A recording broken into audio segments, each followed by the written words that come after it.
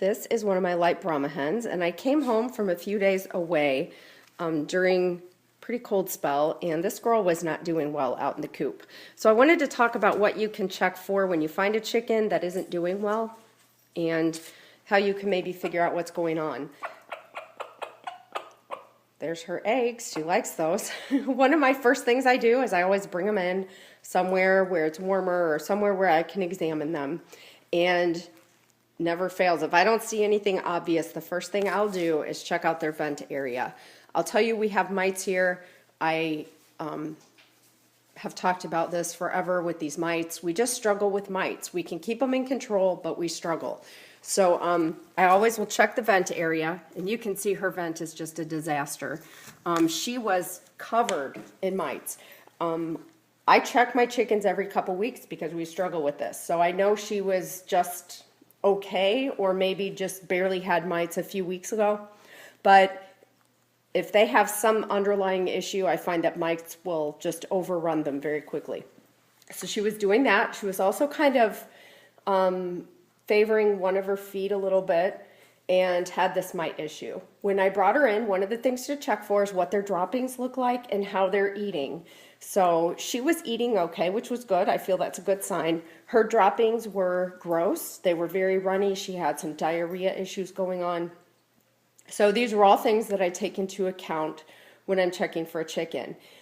Something I see people always want to do is throw chickens in a bathtub and do all this stuff to them. I feel that when they're already pretty ill, anything else you do is going to really stress them out. So what I like to do is I just treat the obvious. I mean, if they have obviously a gaping wound, that's a different issue, and that needs to be dealt with.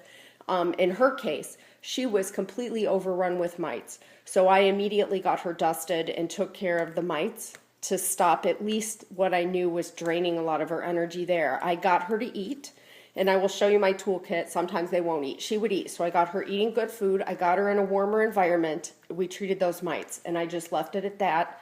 Left her overnight, made sure everything was okay. This is my favorite toolkit when I find a chicken that's struggling or has some issues. And always the first thing I do is I'll see if they'll eat. If they will eat, I feel there's always hope. You can go ahead and treat them and see what's going on a little deeper.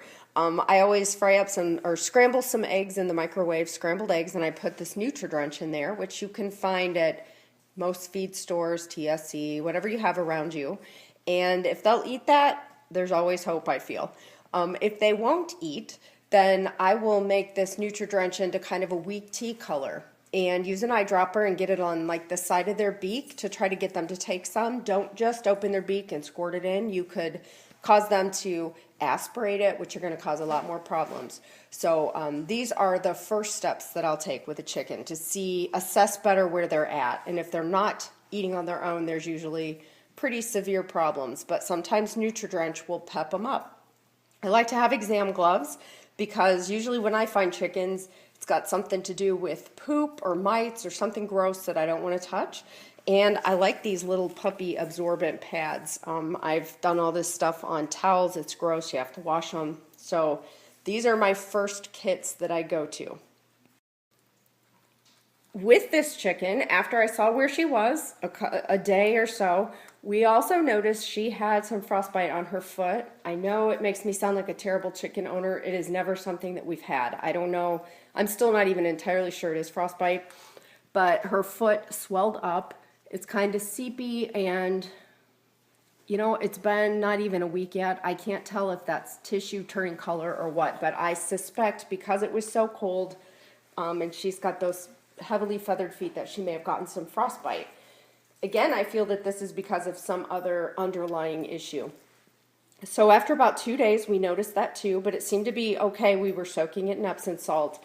She was eating well. Her comb pinked up. We don't have the mite issue anymore. So at that point, I decided to go ahead and worm her when she seemed stable. This is another thing.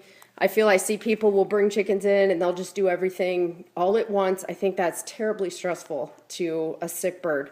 So I happen to use this Worminator. Everybody has their own stuff, whatever you want to use. But I did go ahead and worm her when I felt she was doing well. From there, she keeps pepping up. So, you know, I wasn't sure if we were going to be able to pull her through if she'd need to be put down. But right now she's still in my garage where it's warm. She's still eating her treats all the time. I am now giving her poultry cell, which once I felt she was pretty well, over the shock and everything. This is just kind of a good vitamin supplement. So I still give her some treats with scrambled eggs. So she seems to be doing okay. I notice her droppings are now back to normal. I don't know what caused whatever happened out there, but I feel that she's pulled through. So I hope that gives you some ideas of how to at least immediately assess what's going on when you find a sick bird, because it just happens sometimes. And maybe address all the simple things before you panic and, think of other things.